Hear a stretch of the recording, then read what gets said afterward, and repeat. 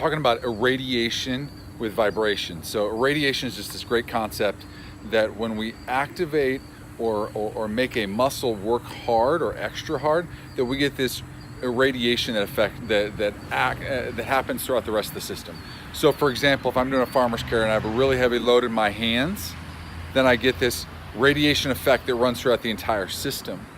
So I get a great core activation, great shoulder activation, all those types of things. So we can also do this with vibration. And so I love vibration. A lot of you have seen me talk about things like power plates and a lot of different vibration technologies out there. They're great for a lot of activation exercises, but we don't have to use something like a $10,000 or $12,000 vibration platform. We can do the same thing with bands. I love my hypervolt unit for doing the same thing.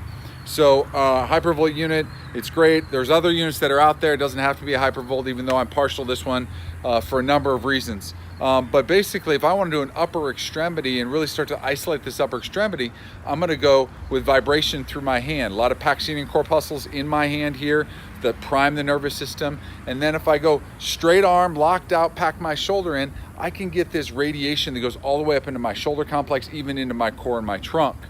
So typically I'm going to do this on other people, but just for demo, I'm basically going to take this here. I'm going to turn on the unit I like, either low or medium, and I'm packing that shoulder in. I'm going straight through my hand. And I can feel that vibration all the way up into that shoulder.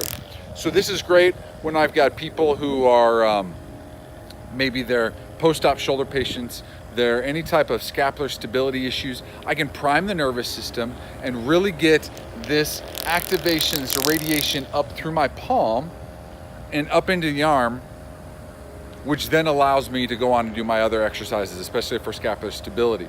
I can do the same thing. It's a little bit harder to do it myself. I can do the same thing on the foot. I do it a lot of my patients. I'll have them sit legs straight and I'm going right on the bottom of the foot. I typically do low or medium setting with my hypervolts, and the amount of pressure really just depends on the patient a little bit. We want enough that we're getting a really good stimulation, but not too much that it's painful or uncomfortable. So we've got to be cognizant of that. So real simple concept, use vibration to your example or to your advantage a number of different ways. This is just a way I can start to dial in on extremities to prime the nervous system for specific activities.